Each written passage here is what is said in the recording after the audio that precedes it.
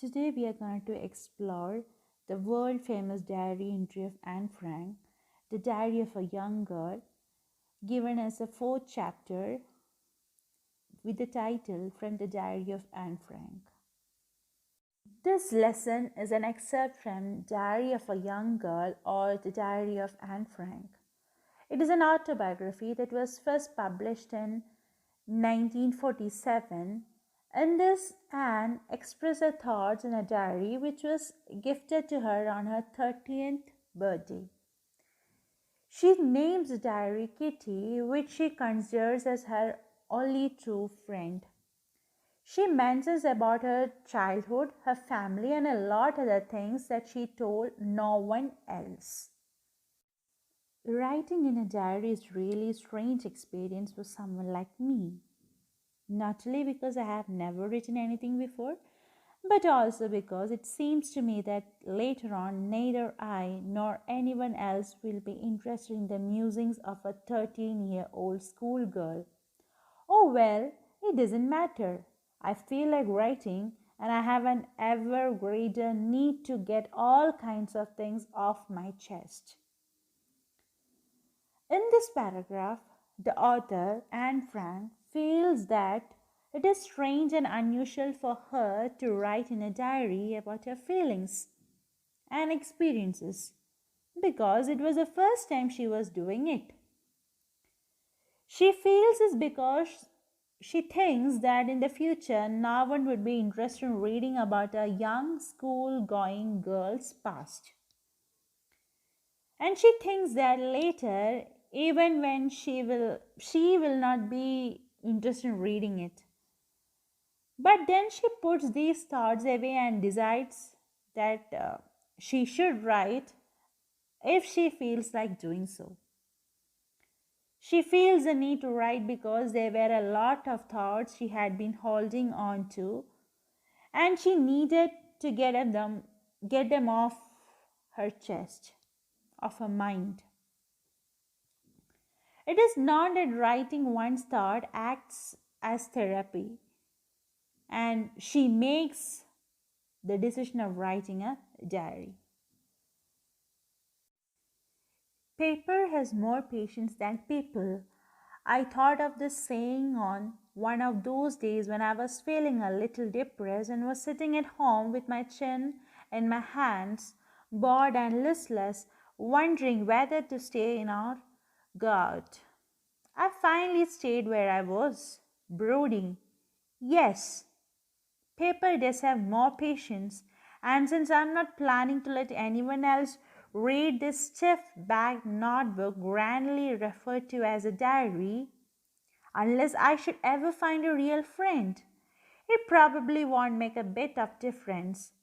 Now I'm back to the point that prompted me to keep a diary in the first place. I don't have a friend.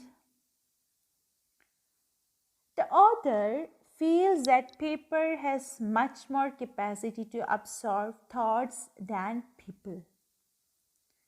Because people have low patience level, but a piece of paper, being a non-living thing, would not refuse from absorbing her thoughts. This realization came to her one day when she was feeling more sad and confused than usual. She could not even decide whether to go out or stay at home at that time. And when she finally decided to stay at home, she sat being depressed and in deep thought. And again, she thought that paper had more patience. And she decided to write everything that came in her mind. Because she did not intend on making someone read it unless she found a real friend. By real friend, she meant a friend with whom she could share all her secrets. Then the author comes back to the point where she thought of beginning to write. It is because she is lonely and has no friend to talk to. Let me put it more clearly, since no one will believe that a 13-year-old girl is completely alone in the world, and I am not. I have loving parents and a 16-year-old sister, and there are about 30 people I can call friends. I have a family, loving aunts, and a good home. No, on the surface, I seem to have everything except my one true friend. All I think about when I am with friends is having a good time. I couldn't bring myself to talk about anything but ordinary, everyday things. We don't seem to be able to get any closer, and that's a problem. Maybe it's my fault that we don't confide in each other. In any case, that is just how things are. And unfortunately, they are not liable to change. This is why I have started a diary. In this paragraph, Anne Frank goes on explaining why she feels a need for a friend. She feels that no one is going to believe that a young girl like her is so alone, which practically she's not, because she has a loving family and nearly about 30 people that can be called as friends, loving aunts, and a good place to stay. This depicts a clear picture of a happy family, but the one thing that lacks in her life is the presence of a true friend with whom she can share everything. She does not have a good time with friends. They talk about stuff, but not real stuff that is actually gonna to be happen in their life. And despite trying hard, they are unable to get closer. And she feels that maybe it is her who is not able to trust anyone with her private stuff, and that she is not able to come any close to her friends. She feels that the current situation cannot be changed, and thus she needs to write her feelings in the diary. To enhance the image of this long awaited friend in my imagination, I don't want to jot down the facts in this diary the way most people would do. But I want the diary to be my friend. I'm going to call this my friend Kitty. Since no one would understand a word of my stories to Kitty if I were to plunge right in, I would better provide a brief sketch of my life, much as I dislike doing so. Usually, when someone is writing in a diary, they list down all the facts about them in a formal manner, which the author does not want to do. This is because she wanted to give her need for a friend a shape, and thus decides to name the diary as Kitty, hoping that someone will read her diary one day, and she thinks that writing without giving details about the background story would be ineffective. So, despite not wanting to do so, she gives brief details about her life. So we knew that Anne is gonna to say or write something about her family in the diary. And she writes like this: My father, the most adorable father I have ever seen, didn't marry my mother until he was 36 and she was 25. My sister Margaret was born in Frankfurt in Germany in 1926. I was born on 12 June 1929. I lived in Frankfurt until I was 4. My father immigrated to Holland in 1933. My mother, Edith Hollander Frank, went with him to Holland in September, while Margaret and I were sent to Aachen to stay with our grandmother. Margaret went to Holland in December, and I followed in February, when I was plunked down on the table as a birthday present for Margaret. So here Anne refers to her father as the most lovable one anyone could get.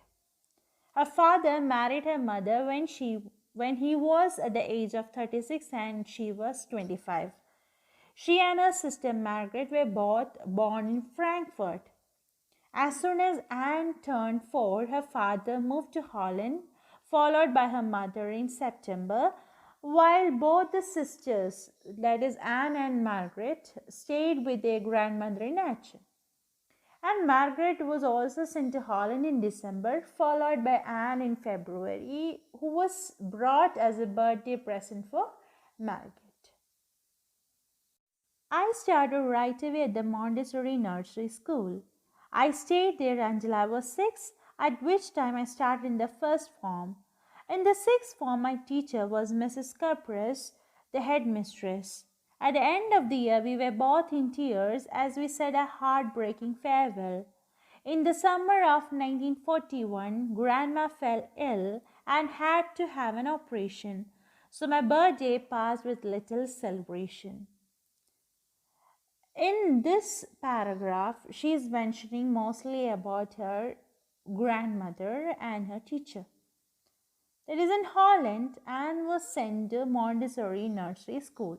She was staying with her grandmother and she used to be taught in a Montessori nursery school. And it was her first school and she started from first form. And she had Mrs. Caprice, the headmistress, as a teacher in sixth form, who even cried at the time of farewell.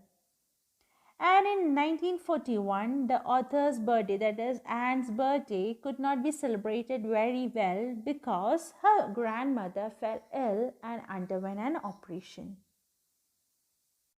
Grandma died in January 1942. No one knows how often I think of her and still love her.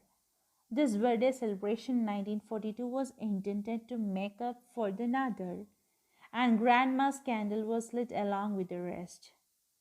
The four of us are still doing well, and that brings me to the present date of 20th June 1942 and the solemn dedication of my diary. Here we can see a sad news. That is, unfortunately, her grandmother left them in January 1942. And Anne misses her grandmother more than anyone knows. And this year's birthday was to be celebrated with great zeal so as to compensate for last year's. Then she mentions that her family is doing well, which sums up her background and brings her to the present date of June 20th, 1942, when she is writing her diary. So the present date when she is writing the diary is 20th June 1942, and in January 1942 she lost her grandmother.